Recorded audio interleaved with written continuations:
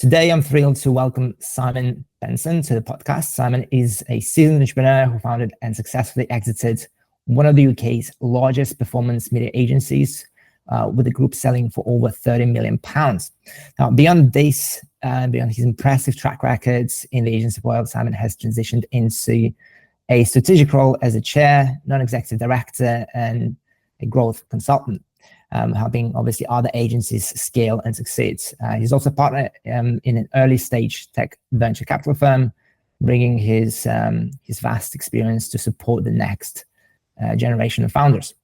Simon, if we could perhaps start with the first question, what did it actually take you to get to this point? I'm not sure the pod's long enough, but thank you for having me on.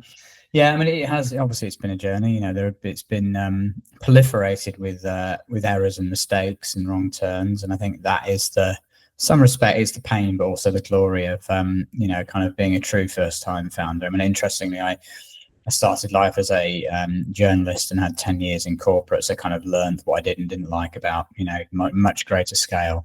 Then actually did found and sell a smaller business, and content affiliate sites in the kind of mid 2000s before doing the agency. But I think the agency business was obviously the one where we had the most success. And, you know, we ended up with, you know, 250 plus people at the end of it. And, you know, but getting there was not straightforward. It wasn't simple, and it, you know, certainly wasn't without its stresses, that's for sure. And I, you know, sort of wryly smile a lot now when I'm kind of, you know, doing my work as, you know, like you say, NED chair, you know, consultant advisor, really, when, you know, people come to me, you know, kind of with particular quite odd issues in their eyes, but, you know, I've surprisingly often seen it before. So, yeah, crashed into many things, and we got there in the end. But, you know, I'm not going to say, you know, the first time was easy, if that makes sense. What has been the most challenging, I guess, you experienced building, scaling, and exiting? What stands out the most in terms of one, two biggest challenges in that journey? So what was the most difficult? I mean, there are many things, and I think it really depends on the scale that you're at, because I think there are basically, the way I describe it, there are a series of glass ceilings along the kind of the route to growth. And, you know, I have the privilege now of having seen that, not just in agency world, but in B2B more generally. I was a kind of a partner who helped found an early stage VC business back in sort of 2018. And, you know, we've then spent a lot of time obviously supporting those businesses. Most of those are in SaaS, but they're kind of tech and SaaS businesses, most of them B2B focused. And actually, interestingly, that even though the output is very different often, you know, the challenges of growth are still broadly the same. And, you know, it comes back to these specific glass ceilings of, you know, firstly, getting the thing off the ground to begin with, employing your first person or your first 2 or 3 people, because that always feels like a big deal. And then you kind of get to the point where, you know, I think there's the kind of description, isn't there, of growth, that, you know, you start doing everything, then you hire a few generalists, then you start to hire, as you get bigger, you start to hire specialists within the organization. Then you have to let the specialist lead. And I think each of those are glass ceilings, and they get progressively harder as you go, because people think, I think, perhaps wrongly, that as you get bigger, it gets easier to grow, but actually that isn't the case. You know, a certain level of scale, things become easier, but, you know, the challenges are different. But I do think that particularly that getting to that point of, you know, truly creating an organization and a culture and a set of processes that allow individuals to lead, you know, those kind of specialist individuals to lead, and it isn't you, is really quite difficult. And, you know, because that involves, you know, like getting completely away from things like founder-led sales, for instance, and, you know, like founder-led leadership in many respects, because, you know, you're creating a professional sort of, you know, almost corporate environment where, you know, KPIs and all of those kind of things kind of lead the org. So I'd say that's probably one of the hardest things. But look, there are challenges at every stage. And I think for agencies, you know, like, people talk about the fact that, you know, if you're half good at what you do, you know, you can, generally speaking, if you work hard enough for long enough, you can get to £1 million in, you know, kind of top line revenue. That's, you know, probably true for most, somewhere in that region. But then you'll hit a glass ceiling there, and then you know, you have to solve some things. Then you get to sort of 3 million normally, and that kind of, then you have to solve some things, and then you're away to, you know, 5 to 10 million then. So talking very broad brush strokes, and every business is different. But that's kind of what I've observed, I think, over the last 6-7 years of having the ability to look across not just one business, our own, but others as well. At what stage of growth do you see agency owners start thinking about the exit? And when did you start thinking about the exits? Did you have that in mind when you started an agency, or was more like a gradual process getting to the point of, oh yeah, I want to exit? I think the answer is it's different for everybody, isn't it? Because you want what you want, and I think the one thing that I counsel agency people or any kind of business owners around is making sure that when you do decide that it's time to sell, that you know very clearly what it is that you want to do next. Because however much money it is, actually it doesn't change the character that you have and the person that you are. You're still motivated to get up every day, find purpose, work really hard. So that doesn't go away. The dream of going off to a desert island and retiring for the rest of your life is a very rare thing to see. So I think really understanding what's next, and that being a much bigger pull and the push of the pain of the building the thing that you're building, that has to definitely be the case. And then I think like in terms of like when, it really depends on what you want and the type of person you are. Some people want to conquer the world and spend their life in private jets and sailing around on yachts, and other people just want to live in a very normal house and not have to worry about money. So it's a very personal decision, but I said it's that it should be pull and not push is the key thing. And in the case of our journey, I think what we realized is that we were building a sort of a type of agency at the time that was very much in vogue, and we started to get a lot of inbound inquiries. And to begin with, we pushed them away, but in the end, the market dictated a little bit, and we did that kind of what would that look like, and do we feel comfortable with doing it? And went through the process and found that it was a very competitive one, and we had lots of options, and we found one that we liked. And that in the end was actually into public, and I have to say they were good acquirers. Lots of people have some less than positive things to say about holdcos, but our experience was pretty good. But I mean, I probably would say that because we grew significantly through earnout, so that that was obviously helpful to us. But they allowed us to do that. They didn't help us, I may add. They didn't give us loads of work. We still had to generate it ourselves. But we made sure that we had really good advice going into the process to make sure that we were really protected, in control of our own destiny from a what we could win, what we couldn't win, what we could allow, what we couldn't allow perspective. And as a result of that, so we trebled the business in the sort of 3 years that we were in earnout, which worked out really well for everybody. But lots of learnings along the way. How long was the earnout, if you can share? It was we were sold in August 16, and the earnout ran to the end of 2020, so it was a long one. But we chose that. We had options on the table that would have given us a shorter runway out, but actually we backed ourselves to grow because we'd really enterprise back office. We built an incredible senior team, and we knew that with the team that we had, we could literally treble the business, and that's what happened in the end. Were there any surprises or like maybe challenges during the exits process? There were lots, actually, because I think the first one and the really key message to kind of get across to people if they're thinking about it is like when you're talking to acquirers, they will obviously it's the honeymoon period, as I call it, and they will tell you all the things you want to know. And we've just won this huge global client, and it's worth $1 billion to us over the next 3 years. And because we were sort of searching content initially, but then we actually grew out and became more or less full service, actually. But they kind of said to us, well, if we can give you 2% of that, then you can hit your earnout targets anyway, aren't you? We were like, yeah, that sounds great. But of course, that never happens when they do, because why would they pay twice, right? Is that, they would end up, giving you, £1 million and paying, whatever the multiple was for it at the end of the thing. So, yeah, I'd say that was an interesting learning. So now you advise, obviously, other agencies, not only agencies, SaaS companies as well, right?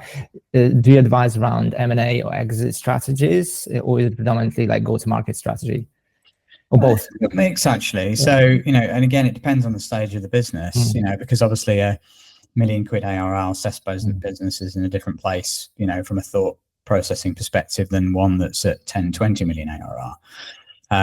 So yeah, it really, you know, like my view is a very holistic one, really, in that, you know, it's really understanding first and foremost what success actually looks like and properly defining that, and then helping create the roadmap to get there, whether that's short or long. I think that's really important. And then, you know, thereafter it's what fits. You know, it's a very purpose-led thing for me, because thankfully I've had a really great kind of exit outcome. So this now, for me, Scale, which is the vehicle we do this through in the main, is very much a kind of purpose and mission-led vehicle, really, because we really want to think about, okay, how do we find the right partners, because we finite resource, and, you know, work with them through that long term. So we help them define what that long-term aim is, whether that's a year or whether that's 10 years, and then build a plan around that. So it's very different and very holistic in that sense. And, you know, sometimes that just requires, you know, some, you know, a little bit better governance. So, you know, playing the part of Ned or chair. And other parts, it's actually helping them, you know, go through the kind of M&A process, readying themselves for sale, and then helping them go to market with that. Other times it's as simple as, we need the revenue growth to get there first. And, you know, as a result of that, you know, obviously I have the privilege now of seeing enough sales and marketing plans and strategies across B2B pretty broadly to see what's working, and, you know, helping them design and kind of execute on that. So yeah, it is kind of, you know, like customer pain led, if that makes sense. Now, you talked about the importance of purpose. Obviously now you're in a position where you can, I guess, think about purpose and mission and vision. Now I come across a lot of different agencies, and I guess I put them into two buckets, if I may. The ones who optimize, I guess, for freedom, for lifestyle, not necessarily building a lifestyle business. They still want to grow, they're still ambitious, but they have very clear boundaries and values that they don't want to compromise on, which is a lot of times it's health, mental health, family, personal freedom, geographical freedom. And there are another bucket of entrepreneurs who primarily driven to build a performance business, through business. I won't say business for the sake of business, but they perhaps don't care as much about the purpose or the vision or the mission. They're in it for the business. What's your experience with it, and how do you sort of assess founders? And do you think having a purpose or values actually helps the business? And if so, then how? Yeah, I think, yeah, it's one of the first things, you know, we look for in that initial kind of conversation, that initial day one, really, is that an understanding, or helping them to understand what that mission and purpose really is, because it sounds, you know, kind of ethereal and, you know, non-important, but actually, if you study the businesses that really truly make it, they have something really compelling to say, a story about the future. In fact, it's written on the wall behind me. You won't be able to read it, but, you know, it's like how you build valuable businesses. You know, you become the best in the world at doing one thing, and the way to become the best in the world at becoming one thing to begin with is having a true sense of mission, because that mission, you know, helps you create culture, it helps you create energy. People buy into that. You know, it's the Simon Sinek stuff, isn't it, around the why. People buy why, not what or how. And so helping, you know, kind of really understand what that looks like, because then that pervades, you know, everything that you do, your communication internally and externally, the way that you sell, the people that you hire, all of that kind of stuff. And, you know, I always paint the picture to, you know, the kind of the founders and founding teams that we work with, in that, you know, actually early, you don't have the trappings of bigger business stuff. So you don't have people and happiness teams and all of these kind of good things. So you're reliant on a sense of mission. You have to be the white knight on the, you know, on the horse, running up and down the line saying, you know, for God and country in this direction, you know, are you with me? And you need people that are with you, because it's really hard work, and it's often hard work for a long time with, you know, in the darkness, right? And, you know, you wonder whether you're going to come out of it. That requires, you know, a certain set of belief alignment, I think. That's so interesting. Speaks to me quite a lot. I also believe in that wholeheartedly, because it is relatively, I would say, quite a lot of, you face a lot of difficulties and challenges, and if you don't have an underlying belief in something, if it's not aligned with perhaps your overall personal mission or vision for life, it is difficult to manage mentally. And my thesis is that a lot of founders who, I wouldn't say give up, but they mentally cannot handle the pressure of the challenges that comes obviously with a business, because they're not absolutely clear on their personal purpose and mission, which I guess leads us into a personal development space, and the importance of clarifying that. I don't know if you've done any personal coaching, or maybe therapy or anything of that nature, but I've gone through quite a bit of it myself, and I understand the importance of having clarity and making sure that I'm mentally available for the business. Yeah. If there's something else going on my back, on my conscious or conscious, that constantly pulls me back into whatever it is, something negative, something that is not helping me move forward, then it's always going to be a roadblock. So it's a very interesting part. It's something that I pay attention to when we work with founders. I sit down and I try to assess straight away if there's anything personal or from a mindset perspective that can hold them back from growth. Absolutely. What's your experience? And I think that I think we were talking offline before the pod that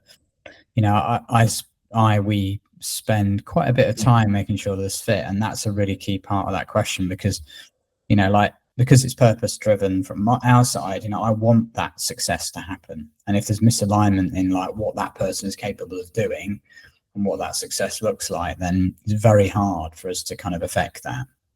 So that's why I think the initial kind of onboarding piece and really focusing in on do you have the attributes, the determination, the kind of understanding of how long this stuff can take, the willingness to sacrifice all of those things, depending obviously on what the success is. If it's a kind of pretty significant level of success, then it's like, look, really enjoyed the conversation, but you perhaps want to think about this a bit differently. Which is probably where the lifestyle thing comes in, because not all of the kind of the people that we work with, the businesses that we work with, are looking for exit, right? Some of them do want to build something that is legacy, or they can hand to somebody else, family business, or they do want something that's going to run relatively efficiently and effectively, and have value over the long term, but that doesn't require their heart and soul. All of those things are relevant and very good success metrics, but you've got to make sure that you are your personal abilities and focus are aligned to what the outcome needs to be. Yeah, absolutely agree. How do you differentiate your sort of the agency's offering in the crowded market? Is it something that you also incorporate into the GTM strategy, especially, I guess, this story or the agency story or the founder's story? How do you unpack that and help them, I guess, align maybe their purpose with their growth of the story of the agencies and go-to-market strategy? Yeah, it's a big subject area. It's one that I'm actually really increasingly passionate about, because I think, when we built our agency, so we started it in 2009, the world looked different, right? Mm-hmm. It was less competitive, and we didn't have to be as good, didn't really have to think about go-to-market. Specialism for us meant channel. So we started in content and search really for a long time before broadening out. And I think, that was how agencies saw the world for, a decade or two, and have done ever since. And I think there was that period is now gone. I think that the world is now, the market is more competitive. It's one of those, kind of traditional scenarios where you're seeing a maturing market. So competition's coming in, you reach that equilibrium, and, because because obviously it's a growing market, it's attracted lots of competition. You reach the equilibrium, it becomes harder for a while, and then it's only the best that survive. And I think we're in that period at the moment where, particularly in the agency space, I think businesses are having to look back at themselves and go, are we really as good as we think we are? Do we really understand their customer pain enough? Are we really focused and specialized enough? And I've taken a lot actually from the world of SaaS around go-to-market. That world has already, even though it's later, it came later, competition grew much faster, and you have to be very, very good, very tight on GTM in that world. And I think I've taken a lot actually from working in that industry, that I think can be applied really well to the agency environment. And because not as many people are really thinking about it, it feels a bit probably like a busman's holiday. You've never heard of the word, all of those things, come up.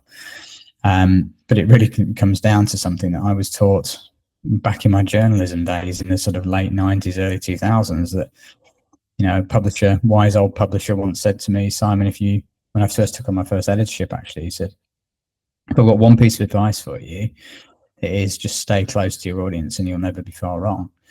And I think that is how to build a good go-to-market. People don't spend enough time really asking the right questions of the people that they want to serve. It's kind of prescriptive rather than, like response to customer pain. And I think those that get that will be the ones that win now. Totally agree.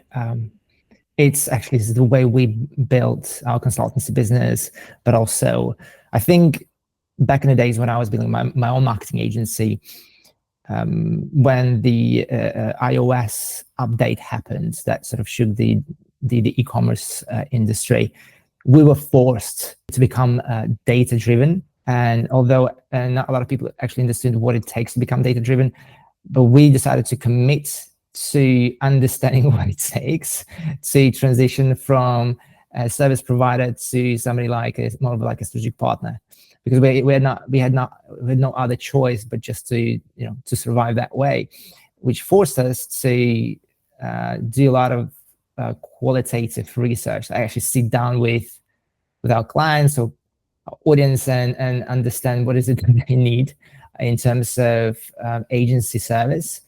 And a lot of them told us, well, we need somebody to come in and help us build this or build that.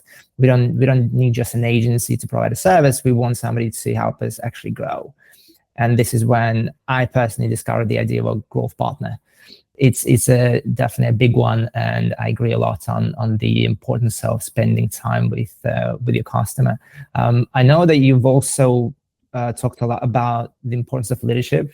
I don't know what it is, but I think I've watched a couple of your podcasts or something else. But what is it? What is your take on leadership styles? I know we also talked about prior the podcast that you hired somebody else to help you identify your leadership style and the impact of it on your team and on your clients. Yeah, I think, I've always been a fan of that sort of 360 feedback, because, like I have a saying, like perception is reality, and it applies to everything in life, actually, is that it doesn't really matter what you think, it matters what other people think. And so I think having a consistent and well-rounded view of what that looks like shining back at you is really important. So I've always done quite a bit of 360 stuff over the years, and, done all of the kind of, which color are you, and, everything in between. And I think that's been really helpful for me. I'm not going to pretend that I'm the best leader in the world, because that's not the case. But I think what I have become decent at is understanding what I'm good and what I'm not good at. And I think, being trying to hire people smarter than me around me, I think that's a really important part of leadership, actually, is that, you're a facilitator and a mediator rather than anything else. At the beginning, there's a little bit of, as I said, the white knight on the horse. But I think over time, it really is about, creating an environment and a culture where people feel like they can contribute and they can lead and they can make decisions, and creating frameworks that scale around that. So I've spent a lot of time doing that. And I think also one of the key motivators for me, becoming a advisor, NED, kind of consultant, actually was the fact that, I had an external advisor throughout the vast majority of our journey. And I have absolutely no doubt that we wouldn't have got half as far if without it, because I think it does all sorts of things. Obviously, having somebody alongside you with true lived experience is, lived experience in business for me is perhaps the most valuable commodity in the world. You can read as many books as you want to, but you can't replace lived experience. And they had that. They built a 4,000 person business. And they said they've been there, but they also give you they create some accountability, right? And we all need that. It can be lonely at the top, and you can get distracted and very easily without realizing it. And so having somebody on the outside going, yeah, but this is the strategic plan, this is where we're going, have you done that yet? That doesn't go away if you're a CEO or whatever you are. So that having that there is no doubt that we would have just been a very normal agency had it not for having had that that kind of that advisory kind of support. So yeah, it makes a big difference to kind of, reflect back and understand the leader you are, and having people around you that allow you to do it. Is there a way to translate that into how do you help your clients translate that into their business? Essentially, how do you foster leadership, or how do you help your clients foster leadership in their businesses? It really depends on stage, really, and scale. Every business is different, right? But one of the key things is establishing governance. So like boards meetings seem really strange to have when you're a small business, but they're actually really important for lots of reasons. So creating some shareholder value conversations, I think, is really important, and having that kind of board governance around you is key. And then also, I think then it's about the stage that you're at, and it's like understanding of organizational design and how you're set up, making sure that you have a really clear view of what good looks like, and both culturally and consistently reinforcing that through comms, but then also having a really easy to understand cascaded series of targets through the organization, so people know how they can contribute, and managers of teams and all of that kind of stuff know what they're responsible and accountable for. They're held responsible and accountable for those things. You have a really rigid set of internal communication meetings that happen all the time without being missed, that have agenda items that are followed up on and are really focused on that accountability and responsibility and the performance against those things. So you really keep people focused on this kind of like pyramid of like how do we achieve that number there, or whatever that thing is up there. Well, everybody understands how they contribute and what they're responsible for. Makes absolute sense. You are a partner of an early stage venture capital firm. How do you evaluate the potential of agencies, of tech companies that you invest in? Yeah, good question. And I'd say that journey was interesting, because I started sort of back in 2014-15 angel investing into SaaS, because at the time that felt a little bit like websites did in the sort of early 2000s for me, because I built my own sites back then as well. So best way I find to understand an industry is to invest in it, whether that's time, money, or whatever it is. And started doing that, realized that world was a bit broken, actually, because these people were being given lots of money, and yet they didn't necessarily have the lived experience to know how to build, and they're expected to scale much faster than those people that are bootstrapping, which is obviously normal for agency space. So the pressure is even greater. And found some more people ultimately that kind of saw the same issue, that they needed help and not just money. And that became a VC business called Hatch, which is has started in 2018 by us, and has grown on ever since, really. And I actually stepped back from that business sort of early summer, more so to focus on scale, and also to focus a little bit more on PE work that I'm doing now, because I'm helping sort of slightly later stage businesses there. But it has been a brilliant journey, and it's a fantastic business that we help build, and now got over 100 investments, right? So over that period of time, we've seen thousands and thousands of people pitch ideas, and you have to become really quite a fay at being able to measure and judge what good looks like pretty quickly.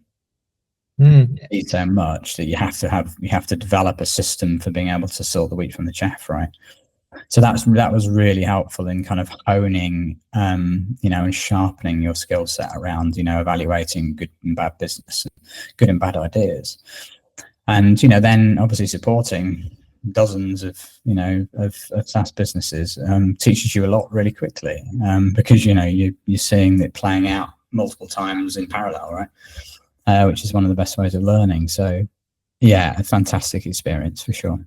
Are there any common patterns or pitfalls you see early stage founders make, and maybe there's a way to avoid them? Yeah, I think in SaaS particularly, what often happens is that the idea comes from either a product or a technical person, and that's often the best way, right? Because they're the ones that can build it. But I think the bit that what we came to learn is that they really do need a commercial person alongside you. So if you are a single founder, find a commercial founder as well, co-founder, because you also need to be able to sell it, because the build it and they will come thing is obviously a fallacy. So yeah, I think that's the thing that we always talk about in terms of like initial advice, and then understanding ultimately how defensible, how do you create defensibility, right? That is the next thing, because you can find product market fit, but then if AI usurps it in 5 minutes, you're going to be battling for a year and finally you've not got a business. So I think thinking about commercialization and go to market and all of those things, and making sure that you really understand how to do that, and pricing, and also then later on, how do you create defensibility? How many AI startups do you come across lately? Honestly, and as I said, obviously I'm not as involved now, but like towards like the first quarter of this year, I would say 3 in every 4 were some kind of AI idea. And that's the problem, isn't it? It's such a difficult thing to back, even though there will be some great businesses built in the space, because that is the point, isn't it? AI is, its roadmap is to eat itself, if that makes sense. So you'll see fallibility in the machine at the moment, something AI can't do. So you'll build a product to be able to do that, but then AI will build that for you, or enable you to build it yourself. So how do you create defensibility? That was always my big challenge with it. Yeah, that's actually a very interesting thought. How do you defend your AI startup from AI? Yes, it's quite interesting. How do you have any reflections on it when it comes to, let's say, innovation and further defensibility? Is there a thesis, is an idea for how to overcome this? Defensibility, I think it's really about creating something, a unique something, isn't it? And you can do that through a combination of, it could be data that you're collecting that create defensibility. Like if you look at the likes of Tesla, for instance, one of the reasons why they're probably so much further ahead than anybody else is because of the amount of data they're able to collect, versus anybody else. So that as long as they're using that data, they can, continue to improve the machine faster and faster. But then there's also brand, right? Brand can be defensibility. So, if you have a really good plan around, establishing brand, that can be great. Scale can also create defensibility. So, if you can grow enough, fast enough, that will give you the ability to do that. And then talent, right? I think if you go back to, the beginnings of, some of the big consultancies, is that, the reason why some of them made it and some of them didn't is because they won in the war for talent. And so, there's lots of ways of doing it. It really just depends on, where you're building and what you're building. Right. Couple more questions. Looking back at your overall journey, what would you have done differently, if anything? Wow, that's a deep question, isn't it? I've done lots of reflecting on that. I think, lots of people say, would you sold if you had the time back now? And I think the answer is yes. I think, one of the things that I regret, even though we didn't have control over it, was that at the time, private equity weren't in the marketing services space. And now, having worked in that space, I think I really see the benefit of doing those kind of deals, because of the fact that, if you think about our business, when we sold to where we grew to, we tripled the size of the business in that earnout period. But ultimately, we walked away at the end. The beauty of PE is that you sell some of your business, but you still have some of the upside. So you still own some of it at that point of exit, you see, and then you can go again, you see, and often you'll be less involved in the business, but you still see the upside. So, you just get a second or third bite at the cherry. And so I think that deal retrospectively would have been a great deal for us. But, as I said, the PE weren't in the marketing services space in 2016. They didn't start doing those deals until about 2018. So, that could have been we had an even better kind of outcome, but we certainly can't complain at the one that we had, right? And so no, I'm not a huge believer in having regrets, because I think you can't do anything about the past, can you? And that can soon create a lot of wasted energy. The thing that you can affect is the present and future. So just try and stay focused on that as much as possible. And we've got 2 kids, and like the timing worked well for that, because it meant that for a couple of years at least, at the back end of that, 3 years perhaps, I had a lot more time for them, and they grow up quickly, right? So I had the ability to really enjoy that. So no, I think no regrets. And then in terms of the future, what's next for you? Obviously, you're in a position where you can be quite deliberate about the deals that you pursue in the future. How does it look like for you? Yeah, I mean, I think, you know, like I'm really enjoying Scaled at the moment, and, you know, like the kind of diversity of kind of client kind of partners that we have, because we're a bit broader. We're not just agency, predominantly agency, but we kind of broadened into wider B2B because of the background. So, you know, really enjoying doing that. So it'd be interesting to kind of see, you know, where that goes. And then also, you know, as I kind of mentioned earlier, I'm, you know, really enjoying working a little bit with the kind of private equity space now, because it's slightly later. So, you know, you have fewer, deeper relationships with businesses, and they're obviously slightly later stage, which again suits, you know, the lived experience that I have, because we got quite a bit further than most. And so what I'm really hoping is that over the next few years, you know, the combination of the kind of the scaled relationships, and then also, you know, 2 or 3 perhaps, you know, kind of investments alongside PE could be really interesting. So yeah, looking for, you know, 2 or 3 kind of NED chair roles that could have like sort of slightly later stage agency as well. Fascinating. Well, good luck with that. And yeah, it's been an insightful conversation. I made actually a few notes myself. So thank you very much for your time, Simon. Amazing. No, thank you, Roman. And I say apologies if I've come across a bit croaky. I'm just kicking out a little bit of COVID at the moment. Who knew that was still a thing? But thankfully the voice held up.